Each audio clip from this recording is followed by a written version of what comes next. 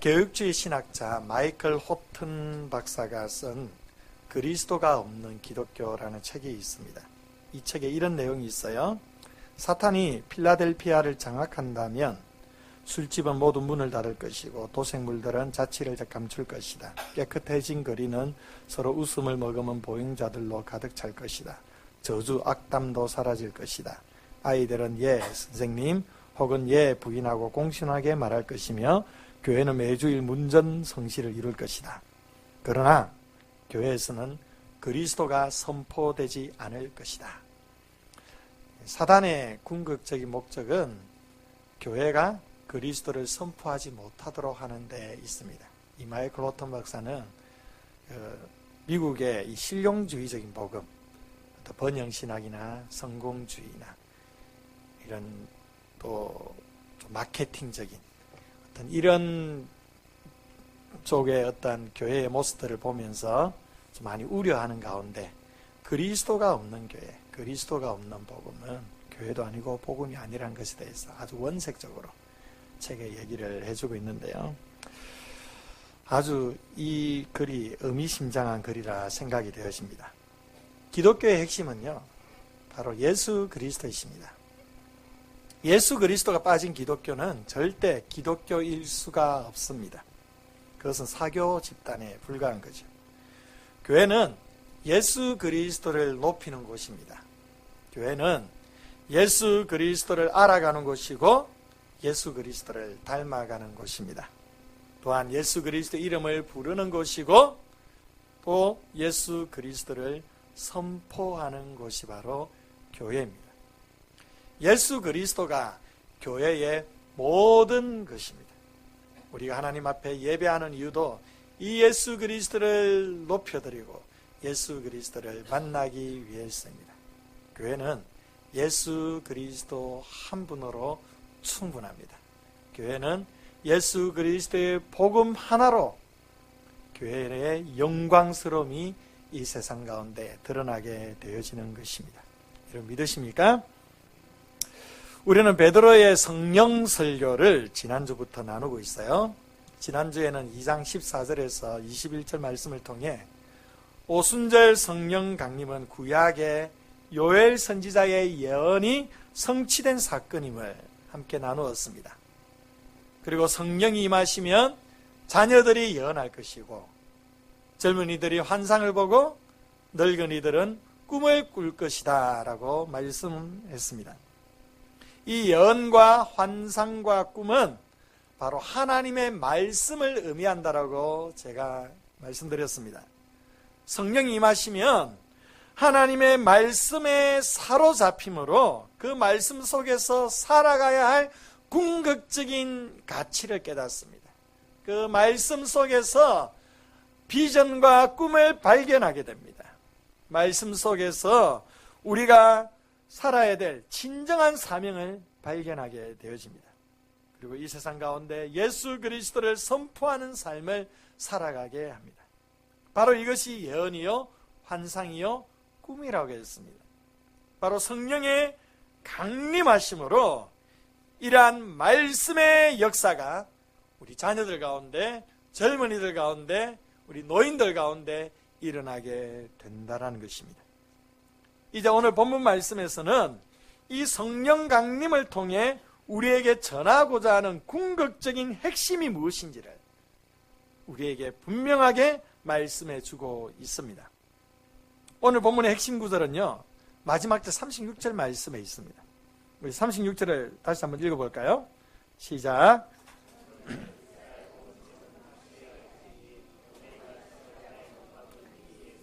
하나님이 주와 그리스도가 되게 하셨느니라. 너희 이스라엘 백성들이 못 박아 죽인 이 예수 그리스도를 하나님께서 주와 그리스도가 되게 하셨다. 사랑하는 성도 여러분, 예수님은 우리의 주님이십니다. 믿으십니까? 예수님은 우리의 그리스도이십니다. 우리의 구원자가 되십니다. 믿으십니까? 이 예수 그리스도가 우리의 주가 되시며 우리의 그리스도가 되심을 깨닫게 하시기 위해 하나님께서 성령을 보내주신 것입니다. 성령이 아니고서는 절대로 이것을 깨달을 수가 없습니다. 그래서 성령 강림의 역사는 바로 그리스도의 역사입니다. 이것이 오늘 본문의 핵심 내용입니다. 계속적으로 살펴보기를 원하는데요. 22절 말씀에 보면 베드로는 청중들을 향해서 이스라엘 사람들아라고 부르고 있습니다. 14절에 보면 이들에게 어떻게 불렀느냐 하면 유대인들과 예루살렘에 사는 모든 사람들아 이렇게 불렀어요. 호칭이 지금 바뀌어졌죠. 이 14절에서의 호칭 유대인들과 예루살렘에 사는 모든 사람들아, 이 호칭은 보편적인 호칭이에요. 그냥 지역적이고 민족적인 호칭. 우리로 보면 뭐 서울 사람들아, 구로 사람들아, 광명 사람들아 뭐 이런 의미예요. 그런데 이스라엘 사람들아라고 할 때는 그 의미가 좀 다릅니다. 바로 이 호칭은 언약적인 호칭이에요. 유대인들은 이 이스라엘이라는 이름을 참 좋아했습니다. 바로 하나님의 언약이 이 이름에 담겨져 있기 때문이에요. 존 스토트 목사님은 이런 말을 했습니다. 이스라엘이라는 용어는 하나님 나라의 백성이요 하나님과의 특별한 언약을 맺은 백성의 모든 영광과 위엄을 나타내는 절대적인 명칭이다. 이스라엘은 언약적인 명칭이란 거예요. 이스라엘 백성들의 혈통적인 그 직계 조상은 야곱입니다. 물론 아브라함의 자손이지만 야곱을 통하여 12지파가 형성이 되죠. 이 야곱은 야복 강가에서 하나님과 겨루어 이스라엘이라는 새로운 이름을 받게 됩니다. 다시금 야곱이라는 호칭을 이렇게 사용하지 않을 것이다라고 하나님께서 약속해 주셨습니다. 이스라엘은 바로 하나님께서 축복을 약속한 이름입니다. 이 축복은 야곱의 당대뿐만 아니라 그의 모든 후손에게 미치는 복입니다. 유대인들은 이 이름에 근거하여 하나님의 백성이 된 것입니다. 지금 사도 베드로는 청중들에게 이것을 상기시켜주고 있는 겁니다. 중요한 것은요, 이 이스라엘이라는 이름은 단순히 유대 백성들에게만 해당되는 것이 아니라는 겁니다. 이제 이 예수 그리스도의 구속의 역사로 말미암아 더 이상 이 지역적인 선민 이스라엘은 아무 의미가 없습니다. 이제는 모든 믿는 사람들이 아브라함의 자손이요 영적 이스라엘 백성들인 것입니다. 저와 여러분도 영적 이스라엘 사람들입니다. 하나님과 언약을 맺은 백성, 하나님의 언약의 자녀들입니다. 하나님과 언약을 맺었다라는 것은 뭘 의미하느냐? 바로 하나님께서 우리의 인생을 책임져 주신다라는 것입니다. 하나님께서 수천 년 동안 이스라엘 백성들을 책임져 주셨습니다. 그들을 인도해 오셨습니다. 왜 그렇게 하셨습니까? 언약을 맺으셨기 때문에. 그들이 언약의 백성이고 언약의 자녀이기 때문입니다. 마찬가지로 하나님께서 우리가 하나님의 언약의 자녀로 언약의 백성으로 부름을 받았다고 한다면 이것은 결국 하나님께서 우리의 인생을 끝까지 책임져 주실 것임을 말씀하는 것입니다. 성경에서 약속하신 그 하나님의 약속들이 바로 저와 여러분에 대한 약속이라는 것입니다. 그 약속에 신실하신 하나님께서 우리의 삶을 인도하심으로 언약의 백성으로서 하나님의 복을 누리게 하실 것입니다. 그래서 지금 베드로가 이스라엘 사람들아 라고 말할 때에 지금 이 현장에 모여있는 사람들을 가리키는구나 이렇게 생각해서는 안 됩니다. 저와 여러분을 부른다라고 인식하셔야 돼요. 성경은 이런 방식으로 대해야 됩니다. 바로 우리에게 하시는 말씀입니다. 우리도 언약의 백성이기 때문에 우리 한 사람 한 사람에게 하나님께서 하시는 말씀입니다. 또 22절에 보면 예수님을 나사렛 예수라고 표현을 했습니다. 이 나사렛 예수라는 표현은 당시 예수님을 비하하는 표현입니다. 이 나사렛이라는 동네 자체가 아주 별 볼 일 없는 동네입니다. 아주 깡촌입니다. 제가 안 가봐서 정확하게 모르겠지만 하여튼 그런 동네예요. 그래서 요한복음 1장에서 빌립이 나다나엘을 예수님께 초대했을 때에 나다나엘이 이렇게 얘기했어요. 나사렛에서 무슨 선한 것이 나오겠느냐. 나사렛에서는 기대할 게 없는, 선한 것이 나올 리가 없는 그런 것이 나사렛이라는 겁니다. 예수님께서 이 별 볼 일 없는 이런 깡촌, 이 동네 출신이라는 겁니다. 그래서 예수님의 반대파들이 예수님을 애써 무시하면서 나사렛 예수라고 표현을 했던 거예요. 심지어 더 강하게 나사렛 이단, 나사렛 괴수 이렇게까지 표현을 했습니다.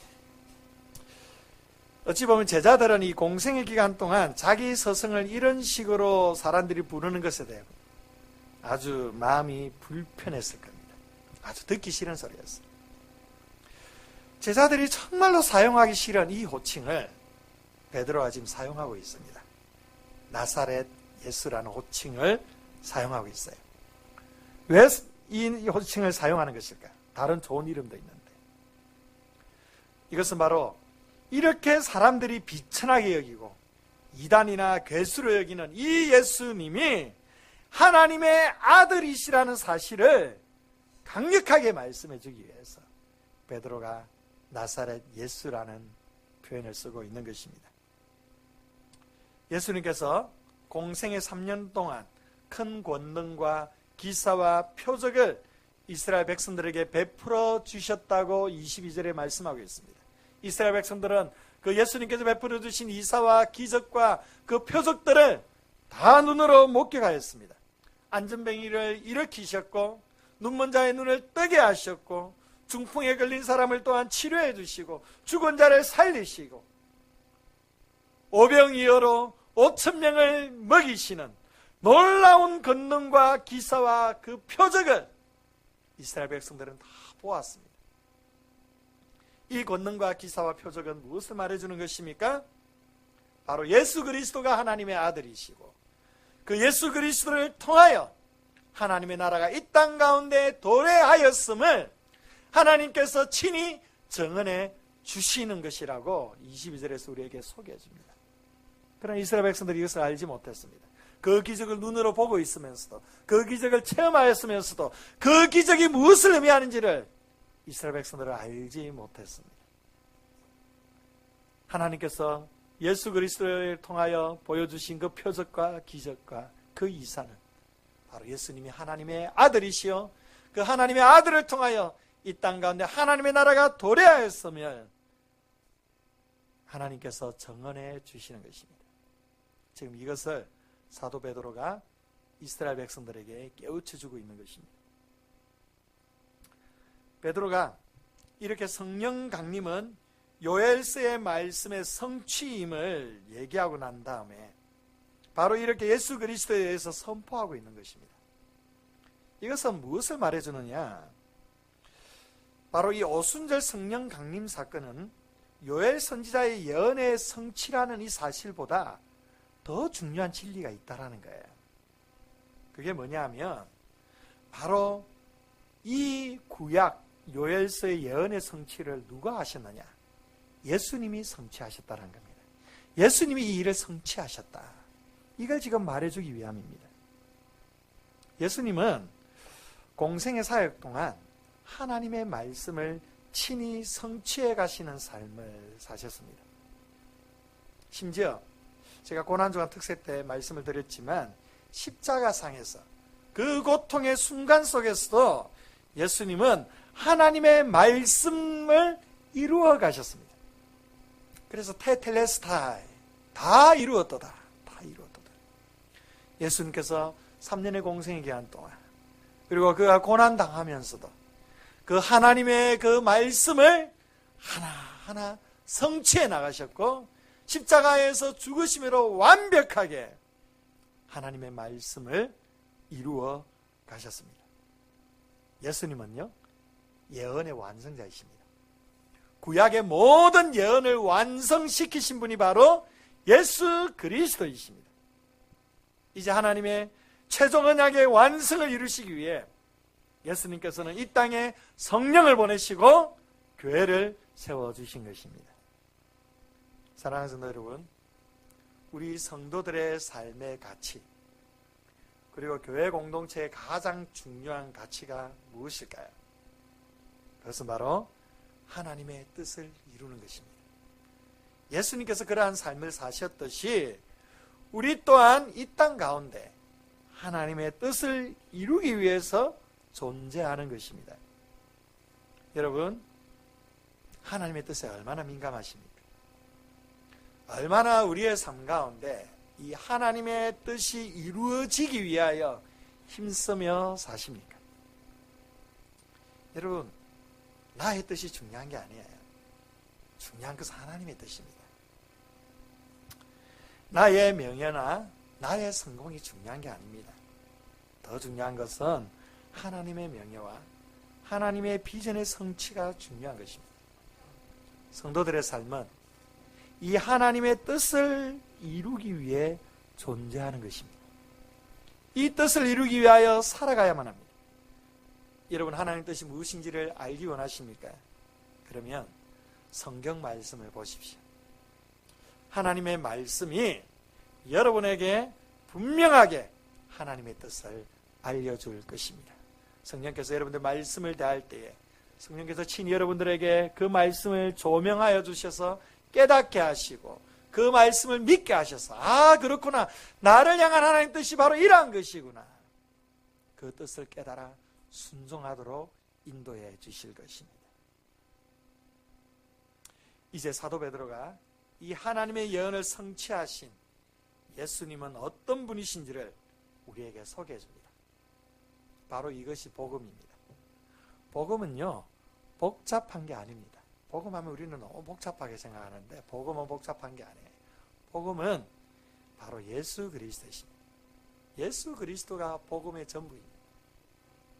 본문에서는 베드로가 복음의 내용을 세 가지로 압축해서 우리에게 알려주고 있습니다.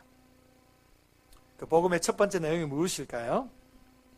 바로 그리스도의 죽으심입니다. 베드로가 예수 그리스도의 죽으심에 대해 23절에 명확하게 설명해 줍니다. 우리 23절을 또 읽어보겠습니다. 시작.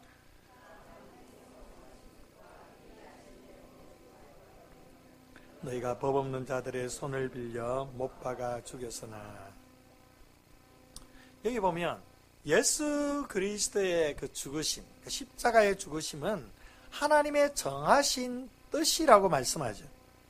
미리 아셔서 내어주신 것이라고 말씀합니다. 그리스도의 죽음은 그냥 일어난 것이 아닙니다. 하나님께서 다 계획하신 일이라는 겁니다. 그러나 하나님이 계획하신 일이라고 해서 절대로 인간의 책임이 면제되는 것은 아닙니다. 여기 보니까 너희가 법 없는 자들의 손을 빌려 못 박아 죽였으니 라는 표현이 있죠. 법 없는 자들의 손을 빌렸다는 것은 바로 이스라엘 사람들이 로마의 손을 통해서 예수를 죽게 만들었다는 겁니다. 이 예수 그리스도의 죽으심은 하나님이 계획하신 일이지만 실제 예수님을 죽인 것은 바로 너희들이라는 겁니다. 너희들이 예수를 죽였다라는 겁니다. 십자가가 하나님에 의해 예정되었다는 사실 그 자체가 그것을 일으킨 사람들의 죄를 없애주지는 않는 것입니다. 예수를 십자가에 죽인 사람은 바로 너희들이라는 것입니다. 너희가 예수를 죽였다. 여러분, 이 너희는요, 이스라엘 백성들만 해당되는 것이 아닙니다. 이 너희 속에는 이스라엘 백성들뿐만 아니라 바로 저와 여러분들도 포함되어 있습니다. 저와 여러분은 이 십자가의 사건과 전혀 상관없는 사람들입니까? 절대 그렇지 않습니다. 십자가에 못 박으라고 외치던 그 수많은 군중들 속에 우리도 있는 것입니다. 예수님의 두 손과 두 발에 못 박은 그 군병이 바로 우리 자신이에요. 예수님의 옷을 제비 뽑아 나눈 사람들, 그 예수님의 십자가 아래에서 예수님을 조롱하는 그 사람들이 다름 아닌 우리 자신이라는 겁니다. 성경은 우리에게 이것을 말해줍니다. 우리가 십자가의 사건과 전혀 상관없는 사람들이 아니에요. 우리의 완악함과 우리의 불순종이 바로 예수 그리스도를 십자가에 못 박게 한 것입니다. 저와 여러분이 예수를 십자가에 죽인 사람들입니다. 그러나 이 십자가의 사건은 하나님께서 미리 정해놓으시고 계획해놓으신 사건입니다. 우리 인간의 완악함이, 우리 인간의 죄악이 절대로 하나님의 계획과 섭리를 뛰어넘을 수가 없습니다. 하나님께서 예수 그리스도가 십자가에 못 박혀 죽은 그 이유가 바로 우리 자신 때문임을 말씀해 주고 있습니다. 그러나 하나님께서 예수님의 죽으심만 계획해 놓으신 것이 아니죠. 복음의 두 번째 내용입니다. 그것은 바로 그리스도의 뭡니까? 부활입니다. 부활. 하나님께서 부활도 계획하시고 성취하셨습니다. 24절 함께 읽겠습니다. 시작. 하나님께서 그를 사망의 고통에서 풀어 살리셨으니 이는 그가 사망에 매여 있을 수 없었습니다. 사람들은 예수님을 죽였습니다. 그러나 하나님께서 그를 살리셨습니다. 그분을 사망의 고통에서 풀어내셨습니다. 사망의 고통에서 풀어 살리셨다, 풀어내셨다는 것은 원어적으로 사망의 덫에, 그 사망의 덫에서 풀어내셨다는 뜻입니다. 예수님은 절대로 사망의 덫에 매여 있을 수가 없는 분이십니다. 왜 그렇습니까? 바로 예수님은 하나님이시며 죄가 없으시기 때문입니다. 성경에서 죄의 삭은 무엇이라고 했습니까? 사망이라고 했습니다. 사망. 사람들은 죄로 말미암아 죽게 된 것입니다. 반드시 죽는 것입니다. 이게 죄의 결과예요.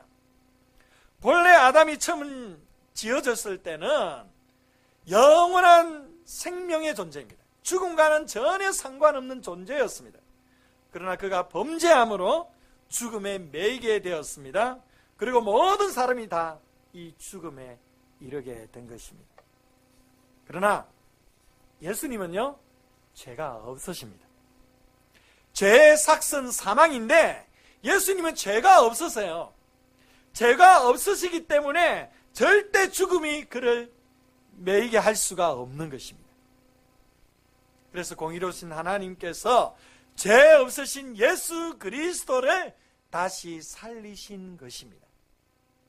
이것이 바로 하나님의 원리예요. 죄로 말미암아 죄의 삭은 다 사망인데 예수님은 죄가 없으시기 때문에 죽으실 분이 아니에요. 그래서 살리신 겁니다. 그렇다면 왜 예수님이 죽으셔야 했느냐? 왜 예수님이 죽으셔야 했느냐? 간단합니다. 예수님이 안 죽으면 저와 여러분이 죽기 때문입니다. 예수님이 죽지 않으면 우리가 영원히 사망에 매여 있게 되기 때문입니다. 사망에 매인다는 것은 단순히 육체적으로 죽는다는 것만 의미하는 게 아니에요. 그냥 육체적으로 죽는 것으로 다 끝나버리면 그나마 다행입니다. 그리고 육체적으로 죽는 것으로 다 끝나버리면 여러분들 이 자리에 교회 안 오시더래요. 그럼 한껏 즐기시면 됩니다. 즉 옆에 거리공원 가서 벚꽃놀이 하든지 어디 여의도 윤정로에 가든지 이렇게 굳이 예배 시간에 열심히 나와서 예배하고 봉사할 필요가 없어요. 죽음이 끝나는데 무슨 그렇게 열심히 주를 섬길 이유가 뭐가 있습니까? 그래, 그렇지 않아요.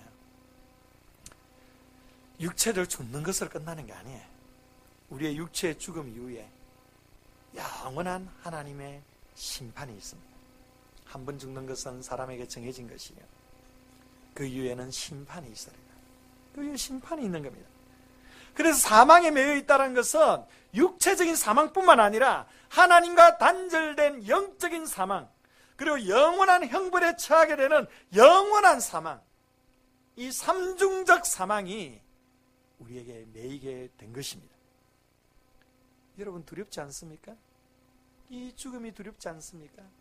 육체적인 죽음뿐만 아니라 영원한 죽음에 거한다라는 게 얼마나 두려운 일입니까? 이런 걸 얘기하면 어떤 사람들은 죽어봐야 알지 그런 말 합니다. 똥을 먹어봐야 똥인지 압니까? 여러분, 어떻게 그 자신의 영혼의 문제에 대해서 그렇게 가벼워야 되지 않습니까? 정말 죽어봐야 아시겠습니까? 자신의 영혼 앞에서 그렇게 말하면 안 돼요. 여러분,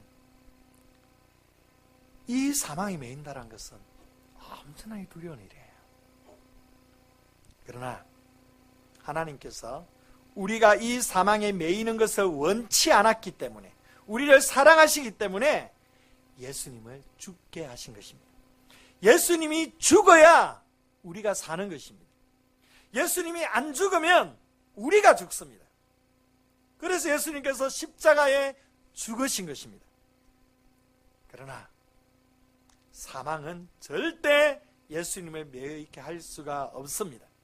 그분은 죄 없으신 독생자 하나님의 아들이시기 때문입니다. 예수님은 부활하셨습니다.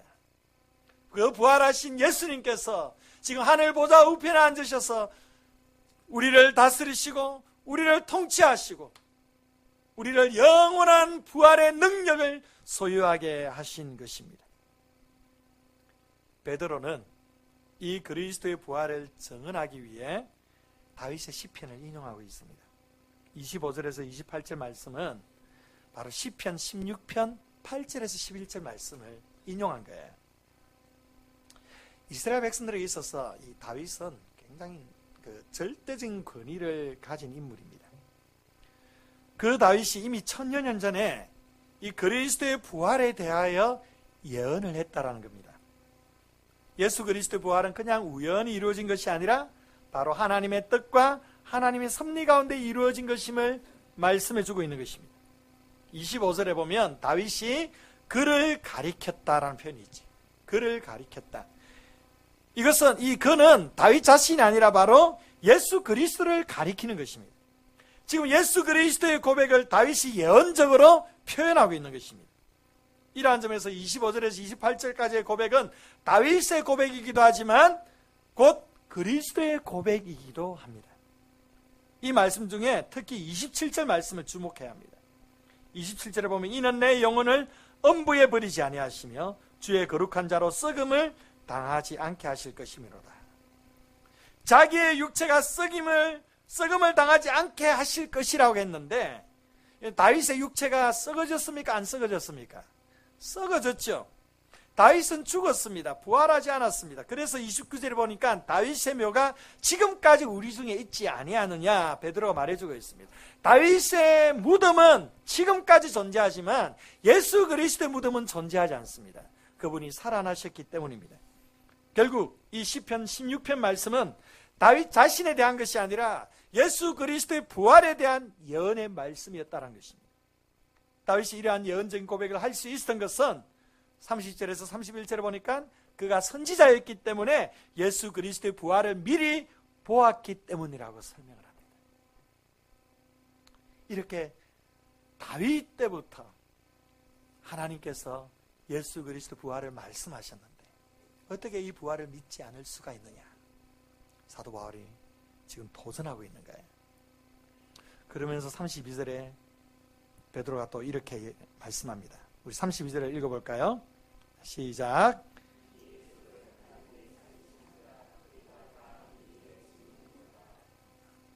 이 예수를 하나님이 살리셨습니다. 하나님께서 예수님을 사망의 덫에 매이지 않게 하셨습니다. 이 일에 12사도가 증인이었습니다. 이 12사도들은 부활을 실제 목격한 사람들이었습니다. 그들이 부활의 증인으로서 지금 수많은 사람들 앞에 예수 그리스도의 부활을 담대하게 증언해 주고 있는 것입니다. 여기서 증인이다라는 표현은 현재 진행형입니다. 현재 진행형. 계속 진행되고 있다라는 거예요. 이 증인됨이 과거의 사건, 그 과거에 지나간 일이 아니고 또 어느 때까지 계속되다가 중단되는 것이 아니라 영원토록 계속될 일임을 보여주는 것입니다. 실제로 베드로를 위시한 사도들과 초대교회 성도들은 마지막 죽는 날까지 예수 그리스도의 부활의 증인으로 끝까지 충성을 했습니다. 그리고 이러한 신실한 예수의 증인들은 기독교 역사 가운데 끊임없이 등장하여 복음을 땅끝까지 전파하는 데 헌신하였으며, 지금도 세계 도처에서 부활하신 예수 그리스도를 증언하는 많은 증인들이 주님 앞에 충성되이 섬기고 있습니다. 부활하신 예수 그리스도를 사도들처럼 눈으로 보지는 못했지만 마음으로 믿었고, 그분의 부활하심을 확신하였고, 그 부활의 사건이 바로 자신의 사건임을 분명하게 믿고 확신했기 때문에 그들은 담대하게 죽음을 무릅쓰고 예수 그리스도를 증언하는 삶을 살아갔던 것입니다. 교회 공동체는 바로 부활하신 예수 그리스도를 증거하는 증인 공동체입니다.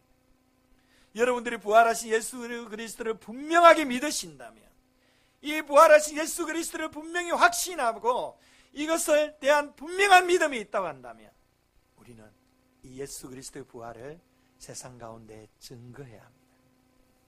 바로 이 증인의 삶을 통하여 이 땅 가운데 주의 나라가 힘있게 확장하게 되는 것입니다. 세 번째입니다. 33절 한번 읽어보겠습니다. 시작. 하나님이 오른손으로 예수를 높이시매 그가 약속하신 성령을 아버지께 받아서 너희가 보고 듣는 이것을 부어주셨느니라. 하나님께서 부활하신 예수 그리스도를 높여주셨습니다. 높여주셨어요. 빌립보서 2장 9절에서 11절 말씀에 하나님의 높여주심에 대해서 너무도 잘 말씀해주고 있습니다. 우리 한번 읽어볼까요? 띄워주세요. 빌립보서 2장 9절에서 11절 우리 한 목소리로 읽어봅니다. 시작. 이러므로 하나님이 그를 지극히 높여 모든 이름 위에 뛰어난 이름을 주사 하늘에 있는 자들과 땅에 있는 자들과 땅 아래에 있는 모든 무릎을 예수의 이름에 꿇게 하시고 모든 입으로 예수를 주라 시인하여 하나님 아버지께 영광을 돌리게 하셨느니라. 하나님께서 부활하신 예수님을 높여주셨습니다. 모든 이름 위에 뛰어나게 하셨습니다. 하늘에 있는 자들과 땅에 있는 자들과 땅 아래에 있는 모든 자들이 예수님의 이름 앞에 무릎을 꿇게 하시고 예수 그리스도를 나의 주라고 시인하게 하셨습니다. 하나님께서 예수님을 이렇게 높여주셨습니다. 예수님께서 하나님의 높여주심으로 하늘에 오르셔서 지금도 보좌 우편에 앉으심으로 우리를 다스리시고 통치해 주십니다. 그분이 하늘로 승천하시면서 무엇을 하셨다고 말씀합니까? 바로 약속하신 성령을 부어주셨다라고 말씀합니다. 성령을 이 세상에 파송하신 겁니다. 예수님께서 하늘에 오르시고 그리고 성령을 이 땅에 보내주신 것입니다. 이것이 오순절 성령 강림 사건이고 지금 이스라엘 사람들이 제자들을 통하여 목격하고 있는 사건입니다. 결국 성령 강림의 주체는 바로 예수 그리스도이십니다. 이 성령 강림을 통해 제자들에게 심겨진 가장 강력한 확신이 무엇입니까? 바로 36절 말씀처럼 예수님이 하나님의 그 보좌 우편에 앉아 우리의 주와 그리스도가 되셨다라는 것입니다. 너희가 십자가에 못 박은 이 예수를 하나님이 주와 그리스도가 되게 하셨느니라. 성령이 바로 우리에게 이것을 알려주고 계시는 것입니다. 이것을 믿게 하시는 것입니다. 사랑하는 성도 여러분, 여러분 예수님이 여러분의 주와 그리스도 되심을 믿으십니까? 정말로 믿으십니까? 어떻게 믿게 되었어요? 어떻게 예수님이 우리의 주와 그리스도이심을 깨닫게 되었습니까? 제자들처럼 예수님을 직접 보았기 때문입니까? 우리가 예수님의 보좌 우편에 앉아 온 세계를 다스리시는 주와 그리스도가 되신 것을 어떻게 우리가 알고 믿게 되었느냐고요? 바로 성령을 받았기 때문입니다. 성령께서 우리 안에 내주하셔서 그 성령께서 우리에게 예수님을 증거해 주시기 때문입니다. 예수님이 부활하셔서 승천하사 하나님의 보좌 우편에 앉으셔서 우리를 다스리시는 분이심을 성령께서 우리를 믿게 하셨기 때문에 우리가 믿는 것입니다. 이 성령을 받으면 예수를 나의 주라고 고백하게 됩니다. 성령이 아니고서는 예수를 주라 시인할 수 없다라고 말씀하셨어요. 주가 무엇입니까? 바로 주인이라는 것입니다. 예수님이 내 삶의 주인이십니다. 나의 삶을 다스리시고 통치하시는 분이 바로 예수 그리스도이십니다. 우리에게 성령이 임하면 예수님의 주권에 복종할 수밖에 없는 것입니다. 성령님께서는 우리를 예수 그리스도로 가운데 이끌어 주십니다. 예수 그리스도를 알게 하시고 믿게 하시고 그분의 영원한 통치에 참여하게 하시는 분이십니다. 여러분, 예수님께서 주와 그리스도가 되어 영원토록 우리의 삶을 다스리시고 인도하여 주실 것입니다. 이러한 삶이 진정으로 복된 삶입니다. 여러분이 예수님을 주와 그리스도로 모시며 살아가면 다윗처럼 28절의 고백이 우리 안에 나오게 될 것입니다. 우리 28절을 또 읽어볼까요? 시작. 기쁨이 충만하게 하시리로다. 여러분, 예수 그리스도를 진정으로 주인으로 모시고 살아가면 우리 안에 기쁨이 충만하게 될 것입니다. 하나님께서 예수 그리스도를 통해 영원한 생명의 길을 보여주셨습니다. 또한 그 길을 실제로 갈 수 있는 방법까지도 우리에게 가르쳐 주셨습니다. 내가 곧 길이요 진리요 생명이니 나로 말미암지 않고는 아버지께로 올 자가 없느니라. 사랑하는 성도 여러분, 우리는 주님께서 우리에게 보여주신 그 생명의 길을 걸어가야 합니다. 그 길을 걸어갈 때에 우리 안에 기쁨이 충만해지는 것입니다. 그 길이 바로 예수 그리스도입니다. 성령은 우리 안에 역사하셔서 우리를 예수님께로 더욱 가까이 이끌어 주실 것입니다. 여러분, 예수님은 지금도 살아 계십니다. 우리 가운데 역사하십니다. 그분은 우리의 주와 그리스도가 되십니다. 이것이 복음이에요. 예수님은 얼마나 좋은 분인지 모릅니다. 너무 좋은 분이세요. 힘들고 어려울 때 예수님을 잠잠하게 생각하면 얼마나 위로가 되는지, 얼마나 마음이 따뜻해지는지, 얼마나 큰 힘이 되는지 모릅니다. 여러분, 예수님 너무 좋아요. 정말로 좋은 분이세요. 이 험한 세상 살아갈 때 참 지칠 때도 많이 있습니다. 모든 것을 포기하고 싶을 때도 있죠. 인생의 무게가 너무 크게 느껴져서 일어날 힘조차 없는 경우도 있습니다. 그 어려운 순간순간마다 우리가 예수님을 바라보며 예수님께서 우리에게 말씀하여 주실 겁니다. 사랑하는 아들아, 사랑하는 딸아, 내가 너를 안다. 네가 얼마나 힘이 드는지, 얼마나 마음이 아프고 낙심해 있는지, 얼마나 지치고 피곤해 있는지 내가 너를 너무 잘 알아. 그런데 너 그거 알고 있니? 내가 너를 고통에서 구원하기 위해 십자가에서 죽은 사실을 알고 있니? 내가 너를 이 정도로 사랑해. 내가 너를 사랑해. 그러면서 예수님께서 우리의 마음을 어루만져 주실 것입니다. 다시 일어설 수 있는 용기를 주실 것입니다. 위로가 필요한 영혼들에게 위로를 더해 주실 것입니다. 마음의 상한 감정에 눌려있는 영혼들의 그 상한 감정을 치료해 주실 것입니다. 그리고 예수님은 우리의 손을 가 붙드시고 마지막 주님 앞에 서는 그날까지 우리와 동행하시고 우리를 아름답게 인도하여 주실 것입니다. 여러분, 우리의 주인 되신 예수님께 여러분은 모든 것을 다 맡겨드리시길 바랍니다. 그리고 우리를 향한 예수님의 그 인도하심을 온전히 신뢰하시길 바랍니다. 여러분 어디에서 위로받으실 겁니까? 여러분 어디에서 힘을 얻으실 것입니까? 도대체 여러분들에게 힘을 주는 것은 어디입니까?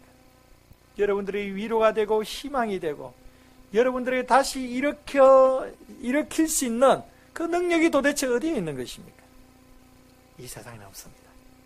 오직 예수 그리스도.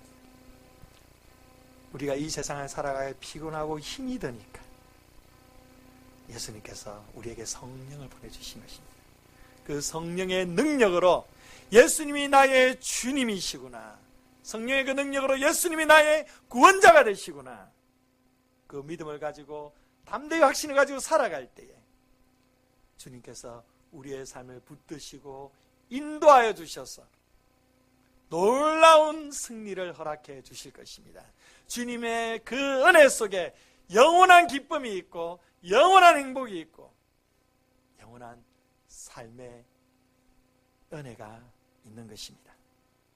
이 예수 그리스도를 나의 주로, 나의 그리스도로 고백하시면서 그 주님을 영광 위하여 주님의 뜻을 이루어드리며 정의 노릇의 삶을 살아가시는 저와 여러분 되시기를 주의 이름으로 축원드립니다.